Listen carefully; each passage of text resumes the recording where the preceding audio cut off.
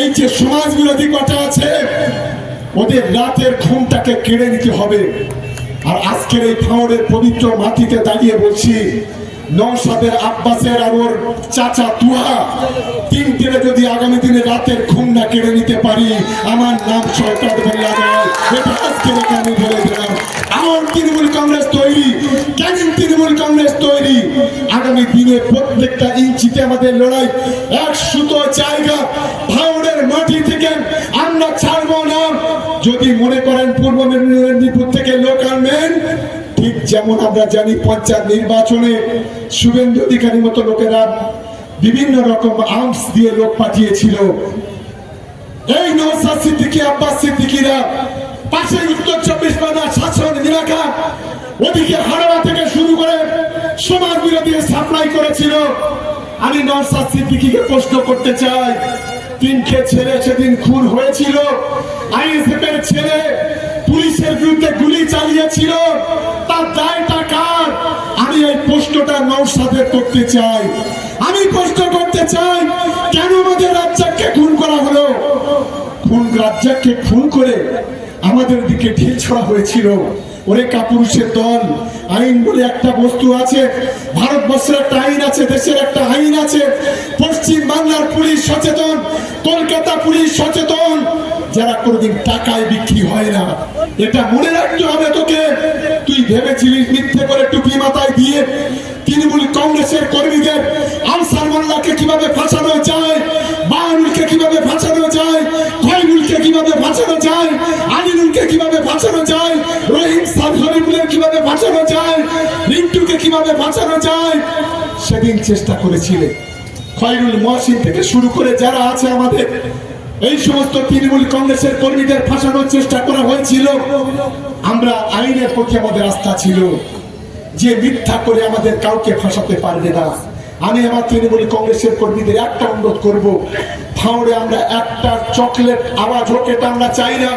ভাঙড়ে কোনো অরাজকতা বিশৃঙ্খলা আমরা চাই না। ভাঙড়ে শান্তিপূর্ণ আমরা নির্বাচন করতে চাই।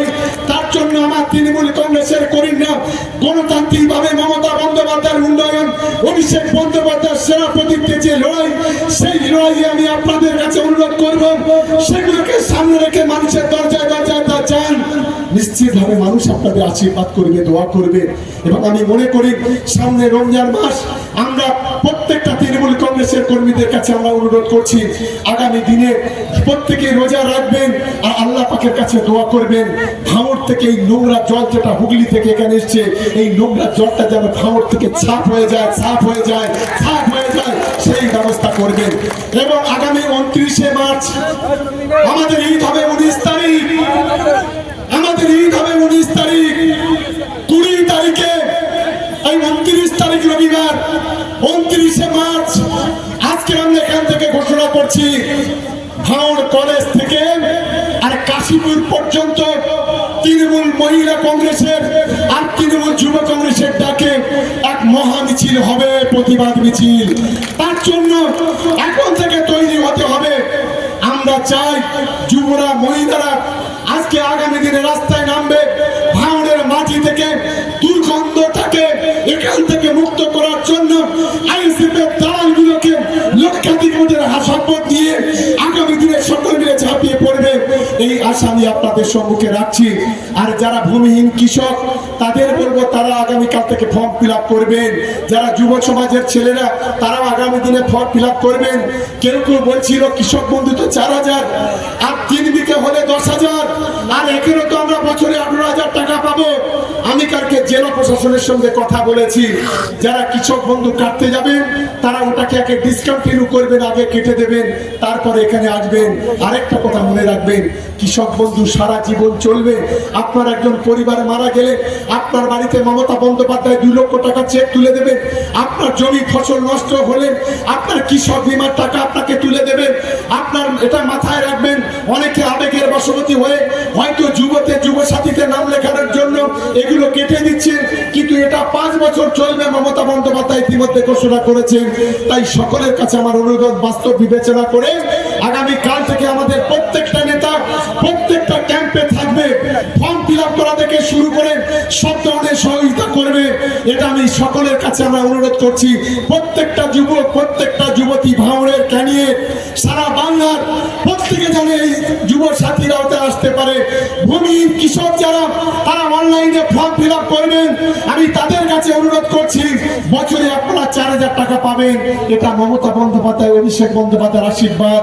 আমি নিশ্চিতভাবে মনে করি আমার সহকর্মী আজকে যারা ভাঙড় বিধানসভায় যারা অঞ্চল committee, booth committee, block committee, যুব তৃণমূল কংগ্রেস বিধানসভা কমিটি, যারা গ্রাম পঞ্চায়েত, পঞ্চায়েত সমিতি, জেলা পরিষদ, যারা মহিলা তৃণমূল কংগ্রেস করেন, যারা আইএনটিটিউসি করেন, যারা এসসি এসটি সেল করেন, যারা মাইনরিটি করেন, যারা কৃষক সেল করেন, আমি সকলকে আমার দলের পক্ষ থেকে ধন্যবাদ, অভিনন্দন, ভালোবাসা জানাই।